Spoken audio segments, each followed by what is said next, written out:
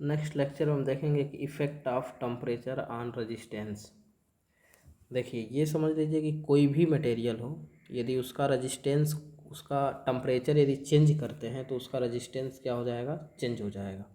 तो कंसेप्ट इसमें जनरली लिखिएगा कि इन generally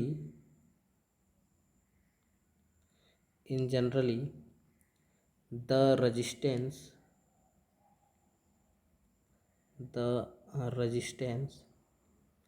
of a material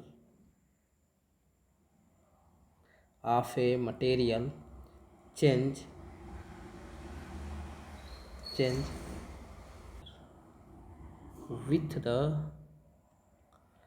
with the change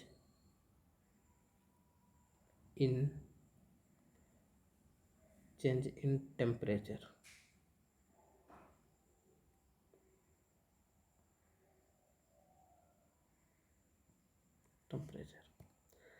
इसका मतलब ये है कि यदि किसी भी मटेरियल में यदि उसका टेम्परेचर को चेंज करते हैं, चेंज इन टेम्परेचर मटेरियल के, तो ये मान के चलिए कि उसका रेजिस्टेंस का मान भी क्या होता है, चेंज होता है। कोई भी मटेरियल हो, उसमें कैसे चेंज होता है उसके कई कंसेप्ट हैं। जैसे उसका पहला कंसेप्ट ये है, देखिए लिख रहे हैं, ध्यान से समझिएगा। पहला कंसेप्ट कि यदि प्योर मेटल है, प्योर मेटल,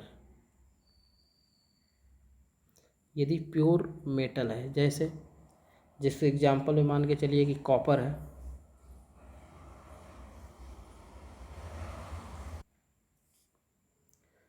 कॉपर हो गया, एल्यूमिनियम हो गया, एल्यूमिनियम ईटीसी, और सारे हो सकते हैं। ठीक है, यदि प्योर मेटल इस टाइप के है तो इसमें ध्यान रखिएगा कि यदि उसका टेम्परेचर को बढ़ाएंगे, इंक्रीज द टेम्परेचर, यदि टेम्परेचर का मान बढ़ाते हैं तो जो रेजिस्टेंस का मान होगा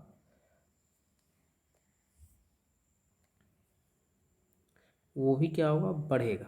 ठीक है, मतलब कि प्योर मेटल में ये कंसेप्ट है कि यदि आप टेम्परेचर के मान को बढ़ाते हैं तो रेजिस्टेंस का मान भी क्या होगा, बढ़ेगा।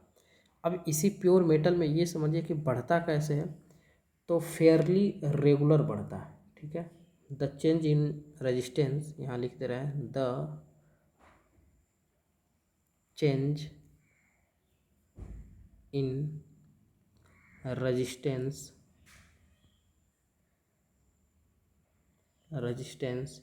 Is fairly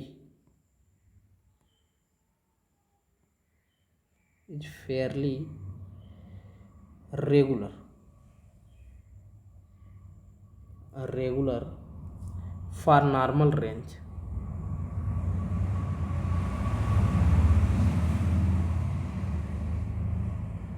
for normal range.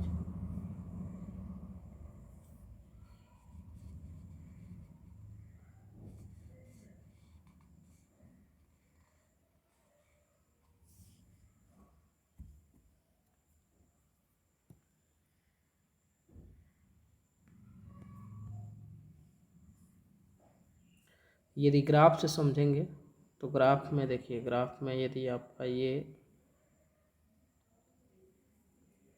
Temperature है और ये आपका जो है रेजिस्टेंस है, यहाँ पे मान चलिए कि 0 डिग्री सेल्सियस पे इसका किसी भी मेटल का टेम्परेचर R0 है, और जैसे जैसे टेम्परेचर आप बढ़ाते जाएंगे वैसे रेगुलरली फेयरली ये टेम्परेचर क्या होता जाएगा, बढ़ता जाएगा। यदि हम यहाँ पे देखें कि T डिग्री सेल्सियस पे कितना टेम्परेचर हो गया है, तो इसका टेम्परेचर T डिग्री सेल्सियस पे आपका ये टेम्परेचर हो गया, जिसको बोलेंगे क्या, RT। और सोचिए कि यदि इसी टेम्परेचर को इधर पीछे लेते आएंगे तो यहाँ पे जब पहुँचेगा इस वाले पॉइंट पे -234.5 डिग्री सेल्सियस, तो उस समय जो है कि रेजिस्टेंस का मान क्या हो जाएगा, 0 हो जाएगा। यानी कि जो प्योर कंडक्टर बन जाएगा, जिसको बोलते हैं सुपर कंडक्टर। वो सुपर कंडक्टर की तरह क्या करेगा, बिहेव करेगा, सुपर कंडक्टर की तरह बिहेव करेगा। और एक कंडीशन यहाँ पे ये है, ध्यान रखिएगा कि यदि यदि टेम्परेचर के बढ़ने के साथ साथ रेजिस्टेंस का मान भी बढ़ता है तो एक टर्म आता है जिसको बोलते हैं टेम्परेचर कोफिशिएंट ऑफ रेजिस्टेंस। ठीक है, यहाँ लिख दे रहे हैं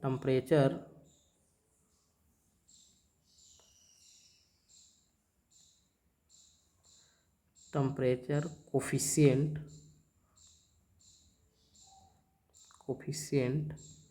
ऑफ रेजिस्टेंस, जिसको अल्फ़ा से दिखाते हैं, इसका मान क्या होगा? पॉजिटिव होगा, यानी कि पॉजिटिव टेम्परेचर कोफिशिएंट होगा, पॉजिटिव। टेम्परेचर के बढ़ने के साथ यदि रेजिस्टेंस बढ़ता है तो वो पॉजिटिव होगा, और ये फेयरली रेगुलरली ऐसे करके ग्राफ में बढ़ता जाएगा। दूसरी चीज़ इसमें ये है, ध्यान देना है कि कोई भी प्योर मेटल होगा, यदि उसका रेजिस्टेंस हम बढ़ाएंगे, मतलब उसका टेम्परेचर यदि बढ़ाते हैं तो उसका रेजिस्टेंस बढ़ता जाएगा। तो उसको थोड़ा ग्राफ से एक और समझना हो तो ऐसे आप ध्यान से समझ सकते हैं सीखने के लिए। यदि कोई भी मेटल है, जैसे कापर का हमने ये वायर लिया हुआ है, इसमें नंबर ऑफ़ फ्री इलेक्ट्रॉन ज़्यादा होंगे, नंबर ऑफ़ फ्री इलेक्ट्रॉन की संख्या क्या ज़्यादा है इसमें। और जैसे ही इसको हीट करेंगे, जैसे ही टेम्परेचर इसका बढ़ाएंगे, जैसे ही टेम्परेचर देंगे इसको, और जैसे ही टेम्परेचर जाएगा और इसमें जितने भी फ्री इलेक्ट्रॉन होंगे वो इधर उधर और तेज़ी से भागने लगेंगे फ्री इलेक्ट्रॉन। और जितना तेज़ी से भागेंगे फ्री इलेक्ट्रॉन, जैसे ही तेज़ी से भागना स्टार्ट करेंगे आपस में टकराएंगे, और जैसे टकराएंगे आपस में इनका रेजिस्टेंस का मान क्या हो जाएगा? बढ़ जाएगा। तो इस वजह से ध्यान देंगे किसी भी मेटल में यदि आप टेम्परेचर को बढ़ाते हैं तो रेजिस्टेंस का मान क्या होगा? बढ़ जाएगा। और जो अल्फ़ा होगा, टेम्परेचर कोफिशिएंट होगा, उसका मान क्या होगा? पॉजिटिव होगा, पॉजिटिव। ये इतना इसमें ध्यान देना है। और कॉपर के लिए -234.5 डिग्री सेल्सियस पे आर का मान क्या हो जाता है? 0, जहाँ पे वो सुपर कंडक्टर की तरह बिहेव करता है। नेक्स्ट कॉन्सेप्ट इसमें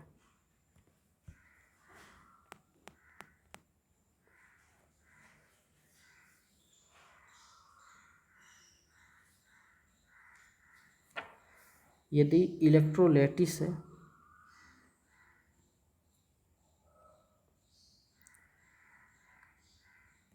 इलेक्ट्रोलाइटिस कामा insulator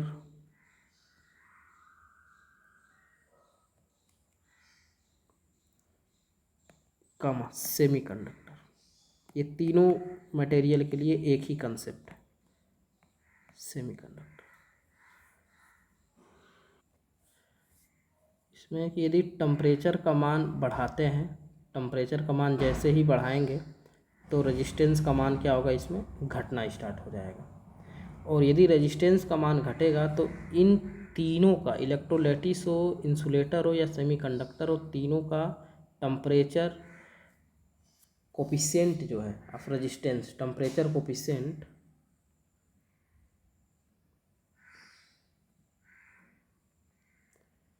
temperature coefficient of resistance वो निगेटिव होगा, निगेटिव होगा।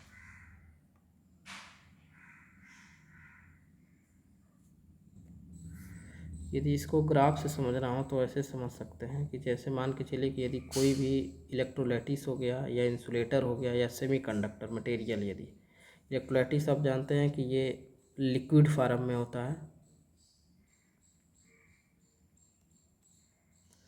तो उसमें इलेक्ट्रॉन, जो फ्री इलेक्ट्रॉन है वो 9 के बराबर होते हैं, फ्री इलेक्ट्रॉन। और जैसे ही इनका टेम्परेचर बढ़ाया जाएगा, जैसे टेम्परेचर का मान बढ़ेगा और उसमें फ्री इलेक्ट्रॉन क्या होगा?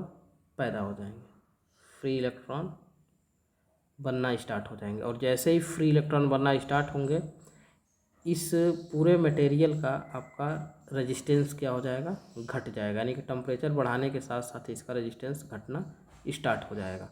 और जो अल्फ़ा होगा, टेम्परेचर कोफिशिएंट होगा, वो क्या होगा? निगेटिव होगा।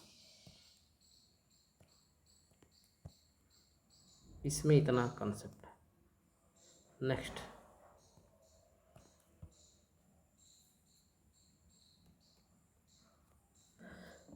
नेक्स्ट जानिए कि यदि एलॉय है, मिश्र धातु है, एलॉय,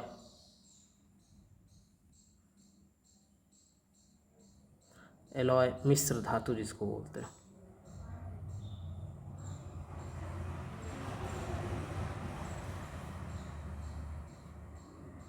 एलॉय का यदि टेम्परेचर आप बढ़ाते हैं तो उसका रेजिस्टेंस घटेगा। इसका भी ध्यान रखिएगा कि जो मिश्र धातु है, मिश्र धातु का जो टेम्परेचर यदि आप बढ़ाते हैं तो इसका रेजिस्टेंस भी क्या होगा, बढ़ेगा। जैसे आपका मेटल की तरह कंडीशन है, जिस प्रकार से मेटल में टेम्परेचर बढ़ाने से रेजिस्टेंस का मान बढ़ता था, उसी तरह से इसमें भी है कि आपका एलॉय में भी टेम्परेचर बढ़ाएंगे तो रेजिस्टेंस का मान क्या होगा, बढ़ेगा। और जो रेजिस्टेंस का मान बढ़ेगा उसके लिए कंडीशन ये है कि ये जो बढ़ेगा वो बहुत ही छोटा, वेरी स्मॉल टेम्परेचर के रिस्पेक्ट में, वेरी स्मॉल एंड इरेगुलर होगा, रेगुलर नहीं बढ़ेगा, रेगुलर होगा। यदि ग्राफ इसका देखना हो तो ग्राफ में ऐसे हो जाएगा, टेम्परेचर का मान बढ़ाते जाएंगे, रेजिस्टेंस बहुत ही कम बढ़ेगा। ठीक है, टेम्परेचर आपका इतना बढ़ गया T, और रेजिस्टेंस आपका कितना बढ़ेगा, सिर्फ इतना। ये इरेगुलर और वेरी स्मॉल इंक्रीज है मिश्र धातु में। और साथ में कुछ ऐसे भी मिश्र धातु हैं जिन पे टेम्परेचर बढ़ाने का कोई प्रभाव नहीं पड़ता है, बहुत ही कम पड़ता है। जैसे एग्जांपल में यदि टेम्परेचर आप बढ़ाते हैं, एग्जांपल है यूरेका,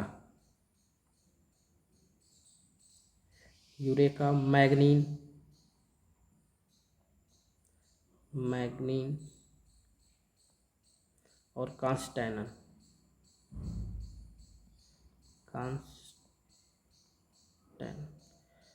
ETC और सारे हैं। बाकी ये तीन ऐसे हैं जो इलेक्ट्रिकल में काफ़ी यूज होने वाले मटेरियल हैं, ख़ास तौर से जैसे आपका वोल्ट मीटर या ए मीटर, इन मटेरियल में बहुत इनका यूज किया जाता है। यूरेका, मैग्नीन, कांस्टेनन, इनका टेम्परेचर यदि बढ़ाते भी जाएंगे, टेम्परेचर यदि इनका बढ़ता भी जाएगा तो रेजिस्टेंस बहुत ही 9 के बराबर, लगभग 0 रेजिस्टेंस पे कोई प्रभाव नहीं पड़ेगा। ये तीन रेजिस्टेंस, और ये तीनों मिश्र धातु हैं, एलॉय है, एलॉय मिश्र धातु।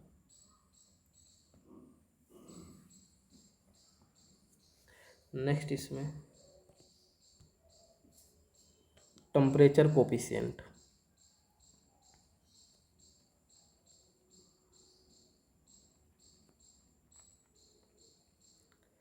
Temperature coefficient of resistance,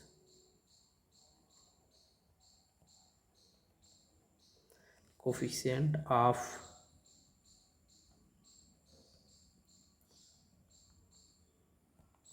resistance.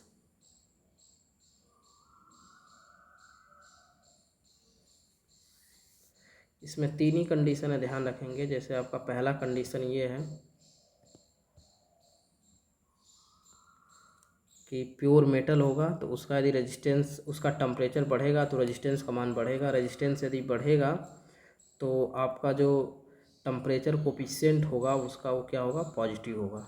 ठीक है, और एक कंडीशन ये ध्यान रखेंगे, जो चेंज होगा रेजिस्टेंस में वो फेयरली होगा और रेगुलर होगा। जैसे आप टेम्परेचर बढ़ाते जाएंगे उसी हिसाब से आपका रेजिस्टेंस क्या होता जाएगा, बढ़ता जाएगा।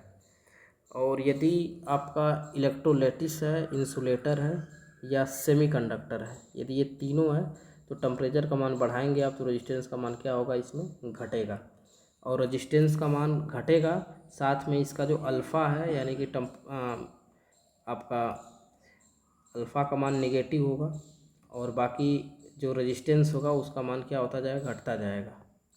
और एलॉय यदि मिश्र धातु है तो मिश्र धातु में ये है कि मेटल की तरह ही होता है इसमें कि टेम्परेचर बढ़ाएंगे तो रेजिस्टेंस भी बढ़ेगा, लेकिन ये बहुत छोटा और इरेगुलर होगा। जैसे टेम्परेचर का मान बहुत ज़्यादा बढ़ा देंगे तो रेजिस्टेंस का मान क्या होगा, बहुत ही कम होगा। जैसे इसमें तीन एग्जांपल है, यूरेका, मैग्नीन, कास्टेनन, इनके यदि आप टेम्परेचर बढ़ाते हैं तो रेजिस्टेंस इनका बहुत ही कम बढ़ता है, जिसका यूजेज ज़्यादातर मशीन में, वोल्ट मीटर में, ए मीटर में, स्प्रिंग्स बनाने में किए जाते हैं। नेक्स्ट टॉपिक होगा temperature coefficient of resistance.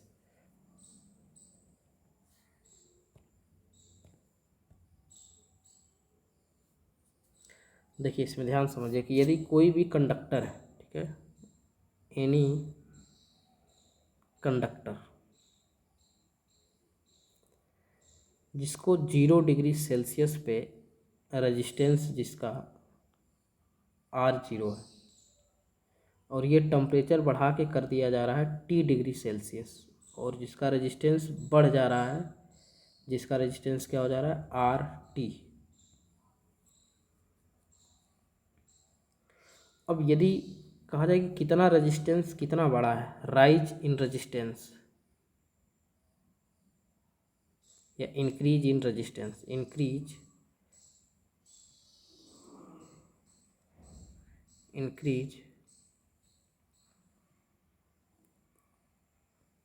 Resistance. तो इंक्रीज रेजिस्टेंस, जो ज़्यादा रेजिस्टेंस होगा उसमें से कम वाले को क्या करेंगे, घटा देंगे। तो RT माइनस R0 इतना T डिग्री सेल्सियस पे रेजिस्टेंस का मान क्या हुआ, बढ़ा हुआ है। अब जो आपका इनिशियल रेजिस्टेंस है वो दो चीज़ों पे डिपेंड करता है, ध्यान दीजिएगा। इनिशियल जो रेजिस्टेंस है यानी कि जो R0 है वो दो चीज़ों पे डिपेंड करता है। पहला चीज़ क्या डिपेंड करता है कि जो उसका मान होगा,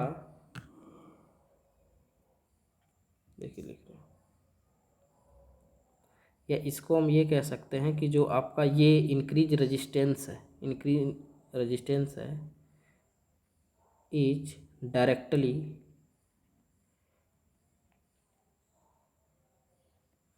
proportional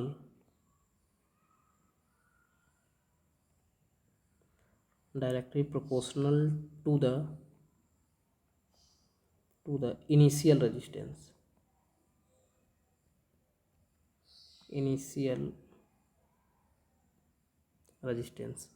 मतलब इसको ऐसे लिख सकते हैं कि RT माइनस के R0 प्रोपोर्शनल R0, मतलब कि जितना आपका टेम्परेचर बढ़ा हुआ है वो टेम्परेचर आपका डिपेंड करेगा प्रारंभिक रेजिस्टेंस पे जो R0 है। दूसरी condition,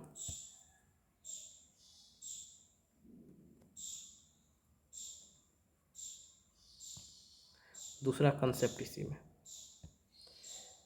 is directly proportional to rise in temperature, is directly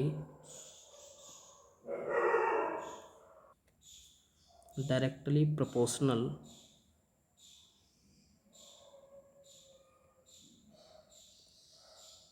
to the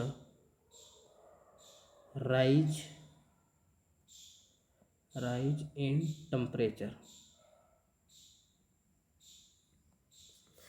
मतलब कि जो आपका इंक्रीज टेम्परेचर है वो टेम्परेचर डिपेंड करेगा एक तो आपका प्रारंभिक रेजिस्टेंस पे, और दूसरा जो डिपेंड करेगा वो टेम्परेचर कितना बढ़ाया गया उस बात पे, यानी कि RT माइनस के R0 प्रोपोर्शनल टू T। एक आपका ये इस पे डिपेंड करेगा, मतलब कि पहला एक इस पे डिपेंड किया, दूसरा एक इस पे डिपेंड किया, और तीसरा जो डिपेंड करेगा, ये पहली कंसेप्ट ध्यान रखेंगे, ये पहला हो गया, ये दूसरा हो गया, और जो तीसरा है कि उसमें कितना रेजिस्टेंस इंक्रीज हो रहा है वो डिपेंड करेगा नेचर ऑफ मटेरियल, यानी कि मटेरियल का नेचर कैसा उस बात पे डिपेंड करेगा। लिख देना nature of depends upon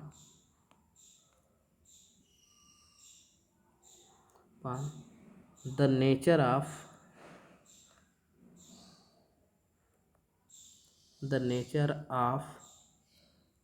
material. Nature of material का ये है कि आपका मटेरियल कैसा है, प्योर मेटल है या सेमीकंडक्टर है या इलेक्ट्रोलाइटिस है या एलॉय है, इन सारे मटेरियल पे डिपेंड करेगा उसका रेजिस्टेंस का मान। तो यदि पहला और दूसरे को मिला दिया जाए इक्वेशन को, तो आपका इक्वेशन यदि मिला दिया जाए तो हो जाएगा RT minus R0 proportional R0T, और इसको यदि ये कांस्टेंट लिखेंगे RT माइनस के R0 बराबर के अल्फ़ा 0 R0T।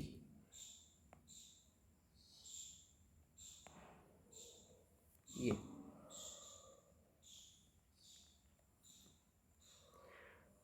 अब इसमें अल्फ़ा जीरो को समझिए कि अल्फ़ा जीरो है क्या। वेयर, जहाँ where alpha zero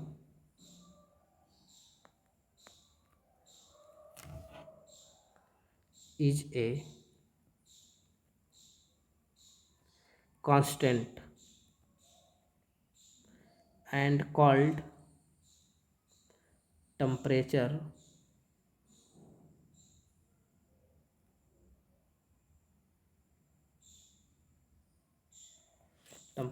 coefficient of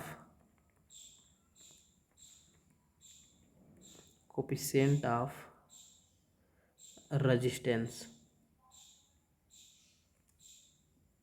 eight, ये ध्यान रखिएगा 0 डिग्री सेल्सियस पे, ठीक है।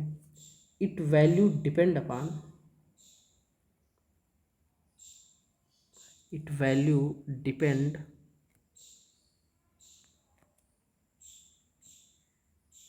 depends upon the nature of material,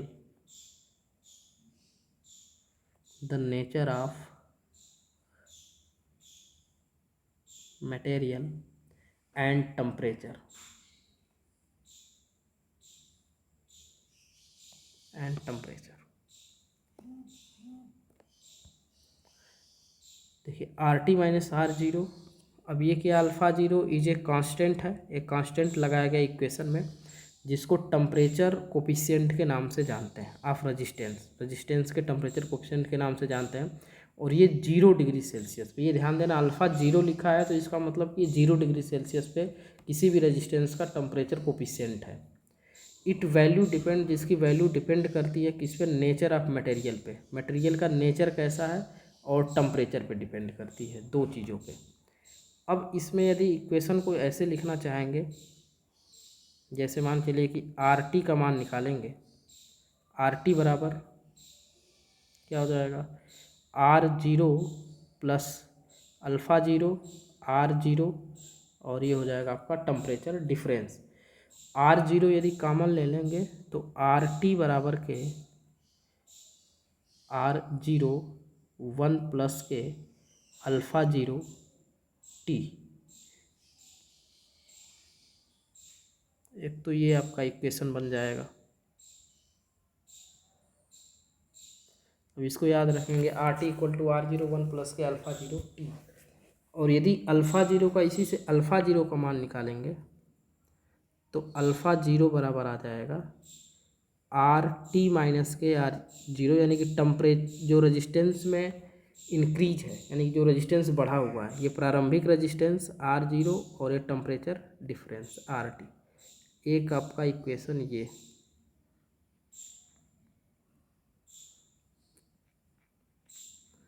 इसको भी आप याद रखेंगे। अब इसको दूसरे भाषा में कह सकते हैं हम, यहाँ लिख रहे हैं इंक्रीज इन रेजिस्टेंस पर ओम ओरिजिनल रेजिस्टेंस प्रति degree rise in temperature.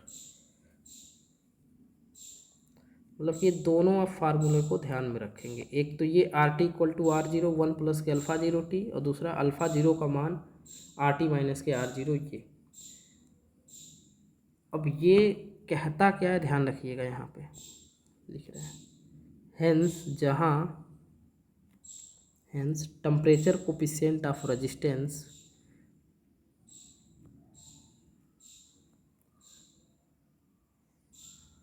Temperature coefficient of resistance of a conductor is the increase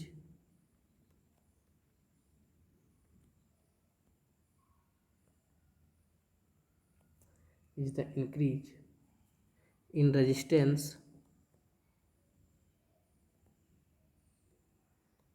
resistance per ohm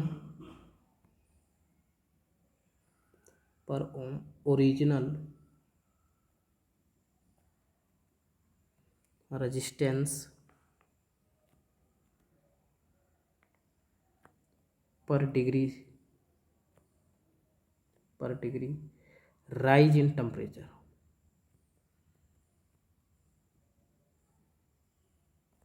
rise in temperature.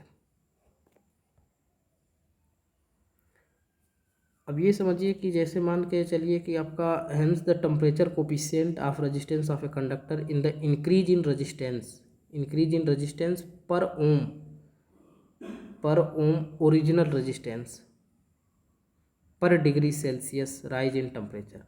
इसका कहने का मतलब यह है कि यदि 1 डिग्री सेल्सियस का टेम्परेचर, यदि कोई प्रारंभिक मान के चलिए कि कोई कंडक्टर है, ठीक है, यहाँ पे फार्मूला यहाँ लिख रहे हैं, फार्मूला है अल्फ़ा जीरो इक्वल टू के आर टी माइनस के आर जीरो और आर जीरो डेल्टा टी या कहेंगे टी, ठीक है, ये आपका फार्मूला है। अब यदि कोई कंडक्टर है जिसका प्रारंभिक रेजिस्टेंस है जो 1 ओम है, इसको यदि 1 डिग्री सेल्सियस बढ़ाया जाए टेम्परेचर, यदि 1 ओम है प्रारंभिक और 1 डिग्री सेल्सियस बढ़ाया जाए टेम्परेचर, और 1 डिग्री सेल्सियस टेम्परेचर बढ़ाने पे जितना उसमें रेजिस्टेंस में वृद्धि होती है, जितना रेजिस्टेंस का मान बढ़ता है, जिसको हम निकालेंगे आर टी माइनस के क्या आर जीरो से, यानी कि जितना उसमें रेजिस्टेंस का मान बढ़ेगा, जितना रेजिस्टेंस की वैल्यू होगी, उसी वैल्यू को हम बोलते हैं आपका अल्फ़ा। अल्फ़ा का टेम्परेचर कोफिशिएंट बोलते हैं। यदि हम 0 डिग्री सेल्सियस देख रहे हैं तो अल्फ़ा 0 हो जाएगा, यदि 30 डिग्री सेल्सियस पे देखेंगे या किसी टेम्परेचर पे देखेंगे तो अल्फ़ा टी हो जाएगा। जैसे मान के चलिए कि हमने 1 ओम का रेजिस्टेंस है, वो 30 डिग्री सेल्सियस पे है और उसका 1 डिग्री सेल्सियस टेम्परेचर बढ़ाते हैं, और जितना भी रेजिस्टेंस का मान बढ़ेगा तो अल्फ़ा टी कहा जाएगा वो, जितना भी रेजिस्टेंस का मान बढ़े। तो ये कंसेप्ट आप ध्यान रखेंगे कि कभी भी जब प्रारंभिक रेजिस्टेंस यदि मान लिया जाए कि 1 ओम का है और 1 डिग्री सेल्सियस उसका टेम्परेचर बढ़ाने पर जितना भी उसमें रेजिस्टेंस का मान बढ़ेगा, वही आपका जो है टेम्परेचर कोफिशिएंट है। यदि 0 डिग्री सेल्सियस से ये काम स्टार्ट कर रहे हैं तो अल्फ़ा 0 होगा, T डिग्री सेल्सियस पे स्टार्ट कर रहे हैं तो अल्फ़ा टी होगा। अब इसको एक एग्जाम्पल से समझ सकते हैं और अच्छे से आपको अल्फ़ा समझ में आ जाएगा। Example,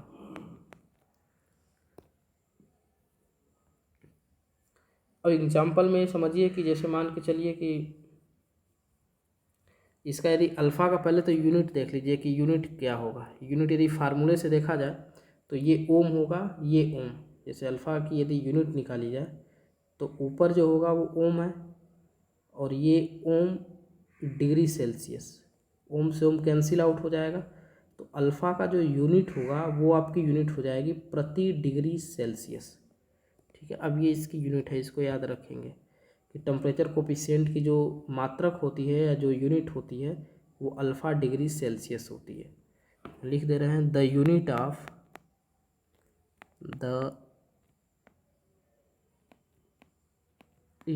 of temperature coefficient of resistance is प्रति डिग्री सेल्सियस या पर डिग्री सेल्सियस।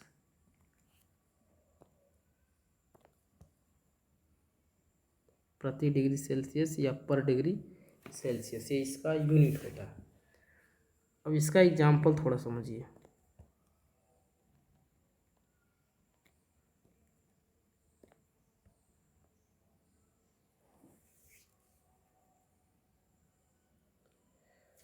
कापर का टेम्परेचर कोफिशिएंट होता है, कापर का टेम्परेचर कोफिशिएंट होता है वो होता है 0.00426 डिग्री सेल्सियस प्रति डिग्री सेल्सियस, ये अल्फ़ा का मान होता है।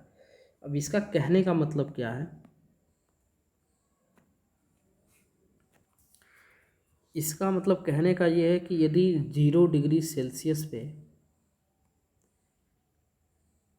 0 डिग्री सेल्सियस पे कापर का रेजिस्टेंस 1 ओम रहा होगा, तो 1 डिग्री सेल्सियस बढ़ाने पे कापर के रेजिस्टेंस में, जो रेजिस्टेंस में आपका अल्फ़ा का मान है, अल्फ़ा इक्वल टू 0.00426 प्रति डिग्री सेल्सियस, 1 डिग्री सेल्सियस बढ़ाने पे जो ओरिजिनल रेजिस्टेंस होगा उसमें अल्फ़ा का मान क्या हुआ होगा, बढ़ गया होगा।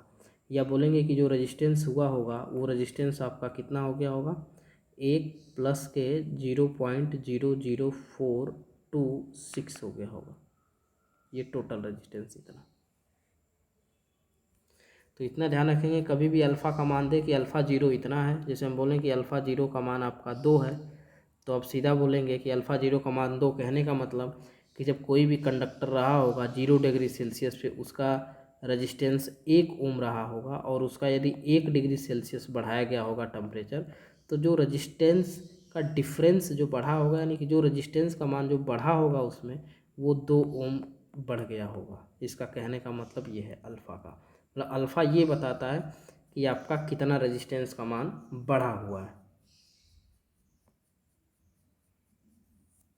नेक्स्ट कंसेप्ट इसी में देखिए,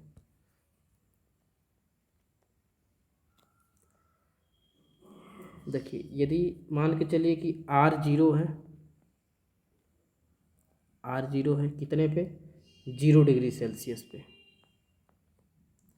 और दूसरी कंडीशन है कि R1 है यदि कितने पे, T1 डिग्री सेल्सियस पे, और यदि R2 है T2 डिग्री सेल्सियस पे।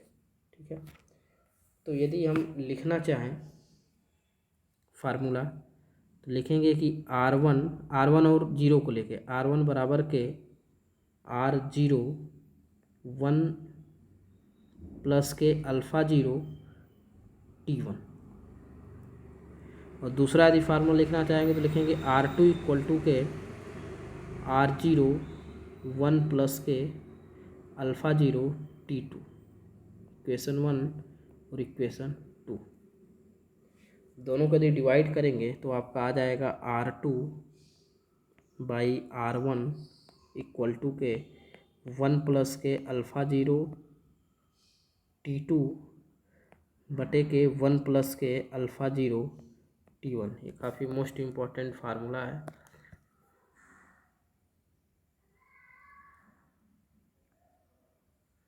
ये फार्मूला वहाँ यूज किया जाएगा, जैसे यदि आपका एग्जांपल दिया जाए कि 0 डिग्री सेल्सियस पे रेजिस्टेंस इतना है, यदि 30 डिग्री सेल्सियस बढ़ा दिया जाए तो रेजिस्टेंस इतना हो गया, फिर यदि 40 डिग्री सेल्सियस टेम्परेचर बढ़ा दिया जाए तो रेजिस्टेंस इतना हो गया, तो उस समय अल्फ़ा का मान बताइए, अल्फ़ा 0 का मान बताइए, जो भी होगा। तो इस टाइप के फार्मूले यूज किए जाएंगे, बहुत इंपॉर्टेंट ये। Next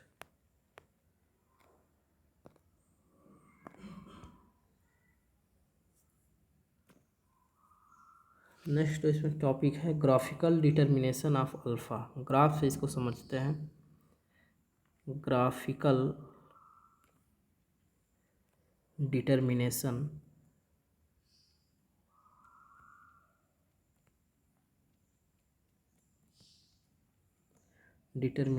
of alpha.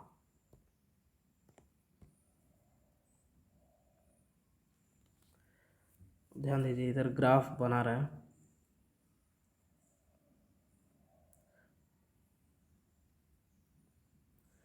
ये आपका जो ग्राफ है ये टेम्परेचर है, और ये आपका रेजिस्टेंस है, R रेजिस्टेंस है। मान चलिए कि 2 पॉइंट ले रहे हैं, जो पॉइंट A है, यानी कि रेजिस्टेंस की जो वैल्यू है यहाँ पे है, और उस समय टेम्परेचर का मान कितना है, 0 है। और यदि टेम्परेचर का मान को हम बढ़ाते जाएंगे,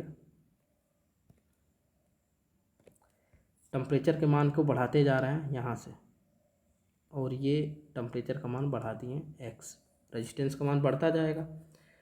अब ये मान चलिए कि यहाँ पे जो रेजिस्टेंस है वो रेजिस्टेंस है आपका R0 0 डिग्री सेल्सियस पे, और यहाँ पे ले रहे हैं कि टेम्परेचर हमने बढ़ा दिया, T कर दिया। तो अब यहाँ से टोटल ये जो रेजिस्टेंस होगा, यहाँ से लेके यहाँ तक, ये हो जाएगा रेजिस्टेंस आपका RT, T टेम्परेचर बढ़ाने पे रेजिस्टेंस हो गया। अब यदि पॉइंटेड से दिखाया जाए तो पॉइंटेड में ये समझिए कि ये पॉइंट यदि A है, ये पॉइंट को मान ले रहे हैं हम क्या है, ये पॉइंट आपका B है, और ये पॉइंट आपका C है। 3 पॉइंट हो गए, एक पॉइंट ये, एक पॉइंट ये और एक आपका पॉइंट ये। अब अल्फ़ा जीरो का जो फार्मूला था, अल्फ़ा जीरो का जो फार्मूला था वो फार्मूला था क्या, आर टी माइनस के आर जीरो बटे के आर जीरो इंटू टी, ये फार्मूला था। अब R T minus R zero आपका ये है, बी सी है।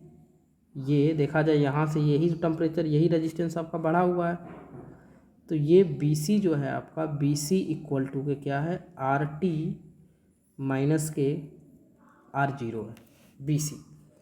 और जो आपका आर जीरो है वो आर जीरो है, और टी टेम्परेचर जो डिफरेंस है, यानी टेम्परेचर जितना बढ़ा हुआ है वो क्या है, ए से बी पे हम गए, यानी कि जो टेम्परेचर आपका बढ़ा हुआ है जो टी है वो बराबर ए बी लिख सकते हैं उसको। अब देखिए अल्फ़ा जीरो का फार्मूला ऐसे लिख सकते हैं कि बी सी बटे के आर जीरो तो होगा ही होगा, और ये हो गया आपका टेम्परेचर ए बी। अब बी सी बटे ए बी, ध्यान दीजिए कि यदि इसको एंगल मान लिया जाए,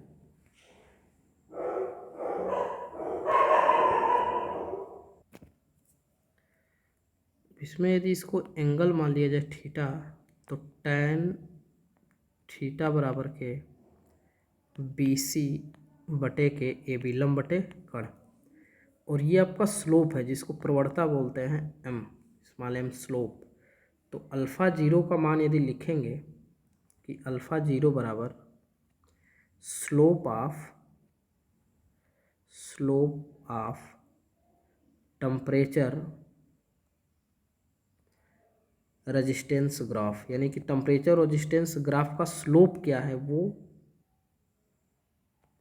रजिस्ट्रेशन ग्राफ और बटे के original resistance, original resistance.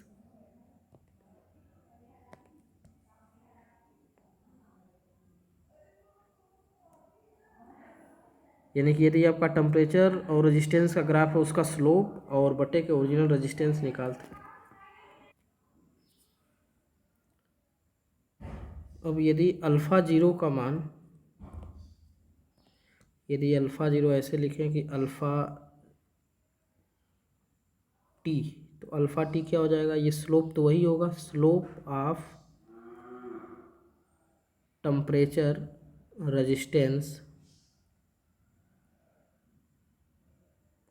Resistance graph, और आपका जो ओरिजिनल रेजिस्टेंस है वो हो जाएगा क्या, आर टी। ये, और हमेशा ये ध्यान रखिएगा, ये कंसेप्ट है कि आपका जो स्लोप होगा, स्लोप ऑलवेज कांस्टेंट होगा, slope of temperature resistance graph of a conductor is always constant.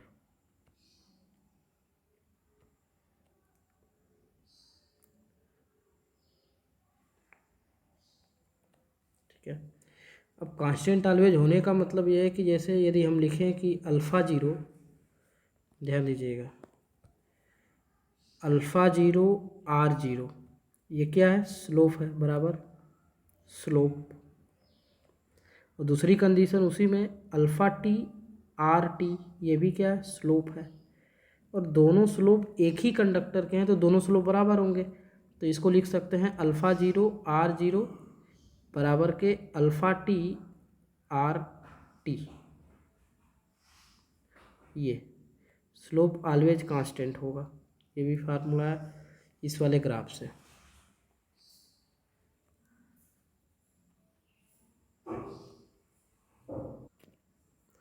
इस फार्मूले से एक चीज़ ये कन्फर्म है, जैसे मान चलिए कि हमने फार्मूला लिखा कि अल्फ़ा जीरो बराबर के slope by are zero.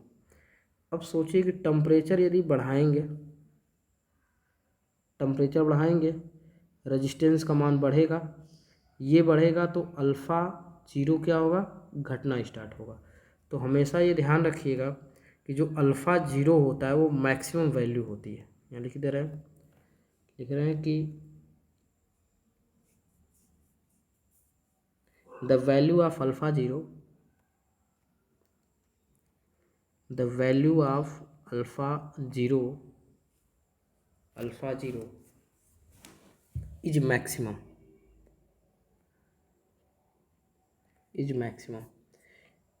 and it decrease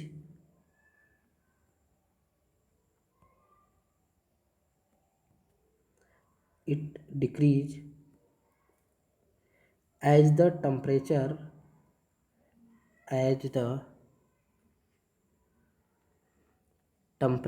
increase। ठीक है, इसका मतलब कि यदि आप अल्फ़ा यानी टेम्परेचर आप बढ़ाते हैं तो उससे रेजिस्टेंस बढ़ेगा, जिससे अल्फ़ा का मान क्या होगा, घटेगा। या सिंपल ये लिख सकते हैं कि टेम्परेचर बढ़ाने से अल्फ़ा का मान क्या होगा, घटेगा। 0 डिग्री सेल्सियस पे अल्फ़ा का मान मैक्सिमम होगा, जिसको बोलेंगे कि उस समय अल्फ़ा का मान मैक्सिमम है। टेम्परेचर आप बढ़ाते जाएंगे, अल्फ़ा का मान क्या होगा, वहाँ से घटना स्टार्ट होगा। तो यदि हमने कॉपर का लिखा था कि अल्फ़ा जीरो बराबर था 0.00426 प्रति डिग्री सेल्सियस, तो ये मैक्सिमम मान है। अब टेम्परेचर का मान बढ़ाएंगे तो अल्फ़ा का मान क्या होगा, घटना स्टार्ट हो जाएगा।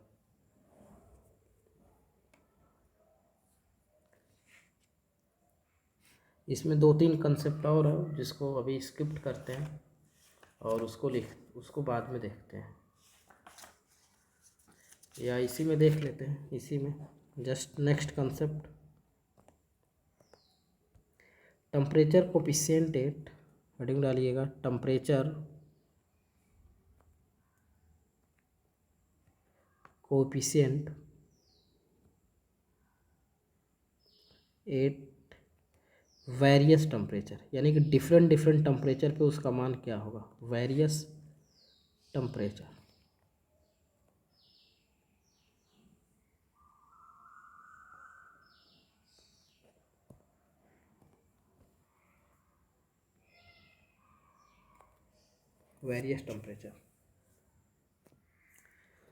इसमें यदि लिखना चाहे तो देखिए ध्यान से समझिएगा, temperature coefficient at various temperature, different temperature पे टेम्परेचर कोफिशिएंट का मान निकाल रहे हैं।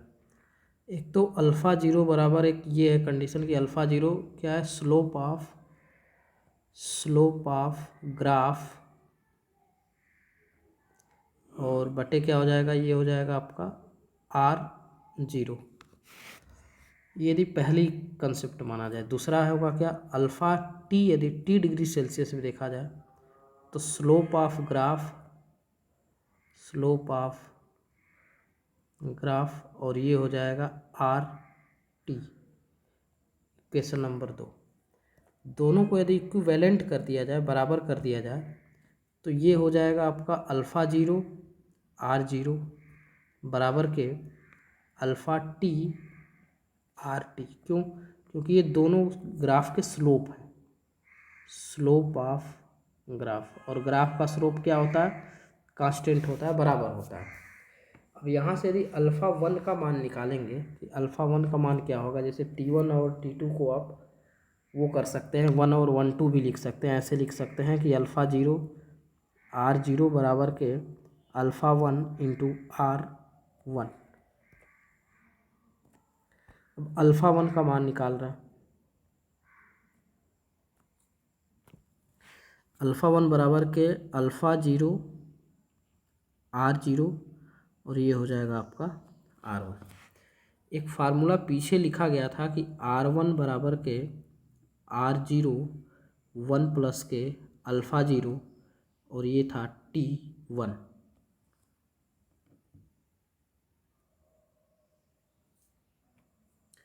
तो यदि ये मान रखें तो अल्फ़ा वन बराबर के अल्फ़ा जीरो R0, ये हो जाएगा R0 1 प्लस के अल्फ़ा जीरो T1। R0 से R0 कैंसिल आउट, तो अल्फ़ा वन बराबर के हो जाएगा अल्फ़ा जीरो बटे के 1 प्लस के अल्फ़ा जीरो T1। अब ये मोस्ट इम्पॉर्टेंट फार्मूला,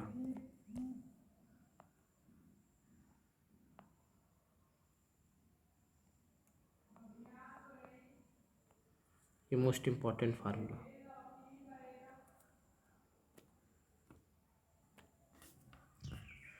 इसी प्रकार से यदि अल्फ़ा टू का मान लिखा जाए, ध्यान दीजिएगा, तो अल्फ़ा टू बराबर हो जाएगा अल्फ़ा ज़ीरो बटे के 1 प्लस के अल्फ़ा ज़ीरो T2। दोनों मोस्ट फार्मूले हैं।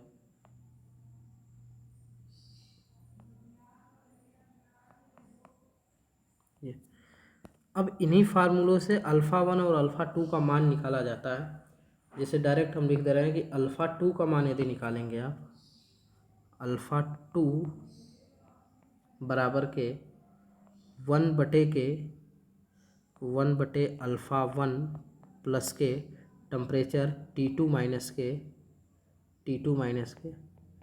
T1। और यदि अल्फ़ा वन का मान निकालेंगे तो ये हो जाएगा 1 बटे के अल्फ़ा टू और प्लस टेम्परेचर हो जाएगा T1 माइनस के T2। यहाँ ध्यान रखिएगा, यदि T1 माइनस T2 रखते हैं तो इसको माइनस करना पड़ेगा, तो इसको ऐसे ही रख लीजिए, इसको प्लस रहने दीजिए और इसको कर देंगे T2 माइनस के T1, क्योंकि T1 टेम्परेचर कम है और T2 क्या है, ज़्यादा है। तो ये दोनों काफ़ी मोस्ट इम्पॉर्टेंट फार्मूले हैं। एक आपका ये, इसका जब न्यूमेरिकल लगाया जाएगा तो इसका यूज आपको समझ में आएगा, और एक ये फार्मूला, दोनों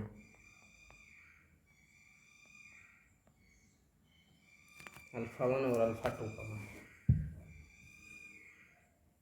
और यदि एक फार्मूला और इसमें है, यदि आप ऐसे हो कि R1 और R2 दिया हो, जैसे मान चलिए कि लिखना चाहेंगे कि आप R1 बराबर के, ध्यान समझिए, R1 बराबर के या R2 बराबर लिख रहे हैं, R1 और R2 दिया है T1 और T2 डिग्री सेल्सियस पे, तो वही फार्मूला R2 बराबर, अब लिखेंगे R1, फिर क्या हो जाएगा, वही 1, ठीक है, 1 प्लस के अल्फ़ा वन और T2 माइनस के T1, ये आपका एक फार्मूला ये हो जाएगा।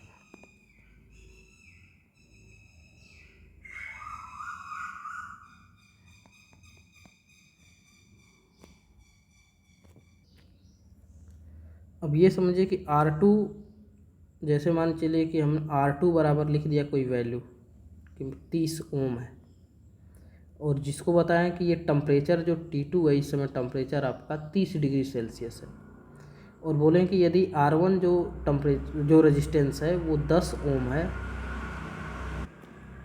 तो बताइए कि उस समय का टेम्परेचर कितना रहा होगा, ठीक है। और इस समय का आपका अल्फ़ा वन यदि दिया हो या अल्फ़ा टू का मान दे दिया हो, x दिया हो, तो आप यहाँ से अल्फ़ा वन का मान निकालेंगे। आपको फार्मूला पता है कि यदि अल्फ़ा टू है तो अल्फ़ा वन का मान कैसे निकालेंगे। ये निकालने के बाद तो यहाँ जाके फार्मूले पे आप रखेंगे, और अल्फ़ा ज़ीरो का मान यदि फाइंड हो तो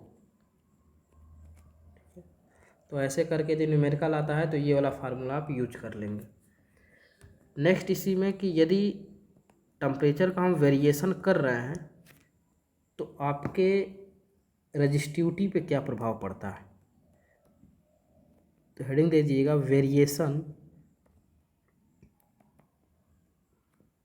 variation of resistivity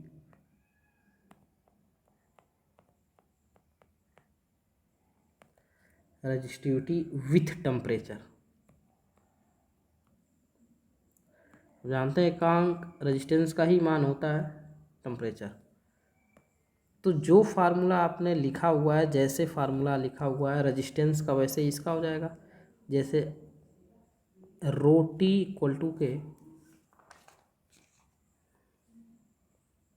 row zero 1 plus के अल्फ़ा ज़ीरो टी, बस सेम फार्मूले, सब वही सब फार्मूले हैं जो पीछे आर का लिखा गया, जहाँ जहाँ आर है वहाँ आप क्या कर देंगे, रो कर देंगे। सेम वही फार्मूला, सेम वही कंसेप्ट है।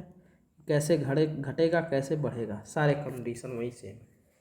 तो ये सारे आप फार्मूले इसमें मेन है, फार्मूला आप याद रखेंगे। जैसे फार्मूला ये है, फार्मूला आपका ये है, इसमें बहुत सारे फार्मूले हैं, तो पूरे फार्मूले आप याद रखेंगे।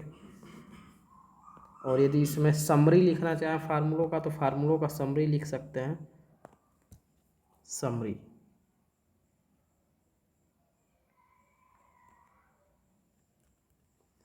पहला क्या आप लिखेंगे, पहला लिखेंगे कि आर टी बराबर के R0 1 प्लस के अल्फ़ा 0 टी। और यदि R1 हो तो R2 का निकालना हो। यदि R2 इक्वल टू के R1 1 प्लस के अल्फ़ा 1 T2 माइनस के T1, ये फार्मूला। और यदि अल्फ़ा 1 आपको निकालना है तो अल्फ़ा 1 क्या हो जाएगा, अल्फ़ा 0 1 प्लस के अल्फ़ा 0 T1। और यदि अल्फ़ा 2 निकालना है तो अल्फ़ा 0 1 प्लस के अल्फ़ा 0 T2। और यदि अल्फ़ा 1 निकालना है, सिर्फ अल्फ़ा 1 का मान पता हो, तो 1 अपान के अल्फ़ा 1 प्लस के T2 माइनस के T1। और यदि अल्फ़ा 1 निकालना हो तो क्या हो जाएगा, अल्फ़ा 1 इक्वल टू के 1 बटे के 1 बाई के अल्फ़ा 2 प्लस T2 माइनस के T1।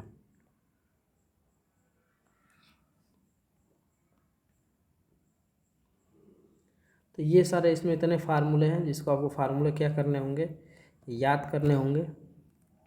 एक फार्मूला आपका ये है, एक फार्मूला आपका ये है, एक फार्मूला आपका ये है, ये है। यही 5-6 फार्मूले हैं जो इसमें आपको क्या करना पड़ेगा, याद करना पड़ेगा। और न्यूमेरिकल देखते हैं नेक्स्ट लेक्चर में। न्यूमेरिकल से कंफर्म हो जाएगा सारे फार्मूले कहाँ पे कैसे यूजेज करने हैं।